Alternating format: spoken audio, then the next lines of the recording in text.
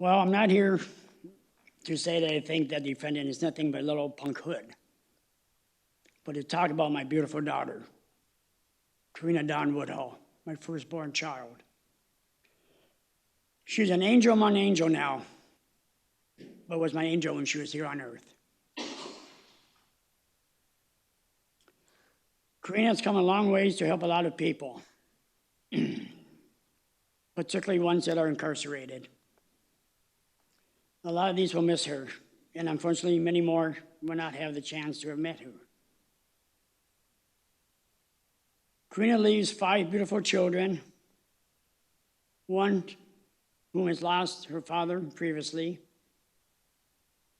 and many, many family members who were missed and be affected by this senseless tragedy.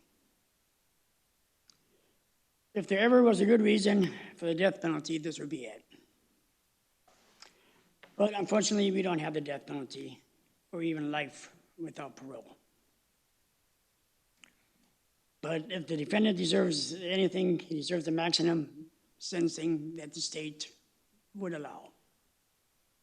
Just a few years ago, she put herself into treatment, and with the help of many of the people that you see back here today, she changed her life and started following Jesus because he became her strength. Again, she did this passionately and with all of her heart and became a voice for the hopeless, that they too could change their lives. This is where Robert comes into her lives and our lives. She thought she could save him, that her love would help them build a life together.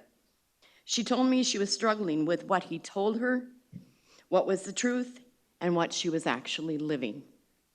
She believed him when he explained that drugs were the reason he was in prison for the several other brutal attacks that he had committed. He claimed he was no longer struggling with drugs and sought to walk the path of the Lord with her. The hardest part of life is knowing when to try harder and to walk away. When we retrieved her belongings from her car, we found divorce papers in the front seat of the car. And she knew it was time to walk away, and that's why she's dead.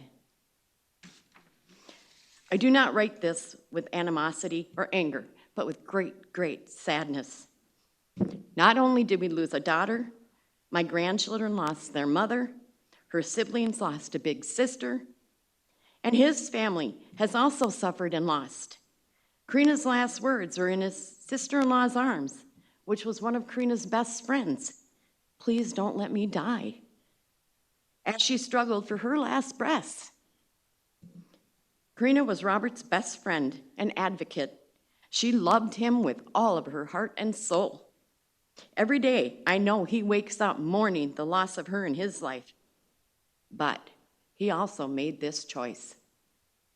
One of the documents submitted to the court said he doesn't deserve prison time, but treatment and mental help. This court needs to know that in his 40 years of life, he has had ample opportunities for all of this. He's been in numerous treatment centers, sober houses, and each and every time he chose to walk away. The Pioneer Press wrote that he was on intensive supervised release, which is untrue. He broke his parole time and time and time again, and had been a fugitive that continuously avoided following any of the laws. He has had excuses for all of his actions, blaming his family for not supporting him or visiting him in the prison, for Karina not being a loving and supportive wife, and for drugs and sleep deprivation, for murdering Karina. There is no justice that will be served here today, and the only ones who were dealt with a life sentence are my grandchildren. These are not normal circumstances that any child should have to contend with, nor have such a horrible event take place in their young lives. They will never be able to call anyone mom for the rest of their lives. Mom didn't see them play football, volleyball, or run in track. Mom won't be at graduation. Mom won't dance at the mother-son dance at one of their weddings. Mom won't hold them when they cry and won't yell at them when she's angry. Mom won't go shopping or out to eat with them. Mom will never be a grandmother or hold her grandchildren. He recently lost his own mother, and God bless her soul. She was a wonderful woman. But he had her for 40 years, and he took that away from my 5 innocent grandchildren.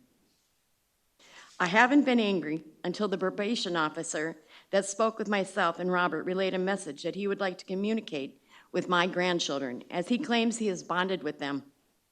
My question is, did he bond with them when Karina was flushing his drugs down the toilet? Or maybe the first time he took a knife to her throat? Or is it the first time he stabbed her or the 22nd time he stabbed her? He still feels a sense of entitlement, and that angers me. I spoke with all of Karina's kids, and they do not want anything to do with him and never want to see or speak to him again. I may not be around in the 20-something years when he gets let out.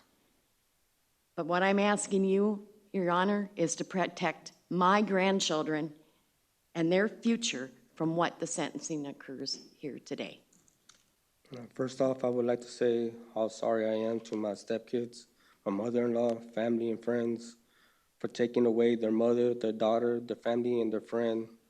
I'm taking full responsibility for my actions, even if I don't recall anything that happened that day due to one of my drug-induced psychosis. I'm truly sorry, and I hope and pray that you guys will find it in you guys' hearts to forgive me one day. It's been a real struggle for me to even forgive myself for taking the life of my wife, my best friend. I know that God is forgiving me, and I also believe it in my heart that my wife also forgives me. She's waiting in heaven for me with a big hug and a smile, and she's finally getting what she wanted out of me, a sober husband and a godly man. I've been sober for 17 months and 21 days. Once again, I'm sorry for my actions, and I hope you guys forgive me one day.